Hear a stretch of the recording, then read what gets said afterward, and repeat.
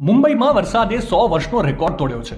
મુંબઈના રસ્તાઓ પાણી થઈ ચૂક્યા છે, જનજીવન ખોરવાઈ ચૂક્યું છે, આખા રેલવે સ્ટેશન પાણીમાં ગરકાવ થઈ ગયા છે, જેના કારણે મુંબઈની જીવાદોરી સમાન ગણાતી ટ્રેન સેવાને માઠી અસર થઈ છે. પરંતુ ભારતની આન બાન અને શાન કહેવાતું મુંબઈ આવી આફતથી કંઈ પાછું પડે એમ જરાય નથી.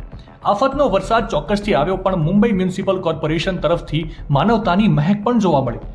વિવિધ રેલવે સ્ટેશનો પર ફસાયેલા મુસાફરોને આ દુઃખની ઘડીમાં મદદ કરવા માટે ચા, પાણી, બિસ્કિટ અને અન્ય ખાવા પીવાની વસ્તુઓ પૂરી પાડવામાં આવી રહી છે. આ મુશ્કેલ ઘડીમાં કલાકોથી રેલવે સ્ટેશન અને ટ્રેનમાં ફસાયેલા લોકો માટે આજે પહેલ કરવામાં આવી છે. એનાથી એક હિંમત મળે છે, એક આશા બંધાય છે કે આપણે એક એવા દેશમાં રહીએ છીએ કે જ્યાં સંકટ સમયે વાસુધૈવ કુટુંબકમની ભાવના જાગે છે. મુશ્કેલીની ઘડીમાં કોઈ જાતિ ધર્મ નહીં, બસ એક જ ધર્મ, માનવ ધર્મ અને સેવા એના નારા ગુંજી ઉઠે છે. એવા જ કંઈક દ્રશ્યો અત્યારે આપ જોઈ રહ્યા છો, જે મુંબઈ મ્યુનિસિપલ કોર્પોરેશનના કર્મચારીઓ સતત પ્રયત્ન કરી રહ્યા છે કે આવી પડેલી આ અણધારી આફતમાંથી કેમ કરીને મુંબઈવાસીઓને થોડી રાહત આપી શકાય, થોડી મદદ કરી શકાય.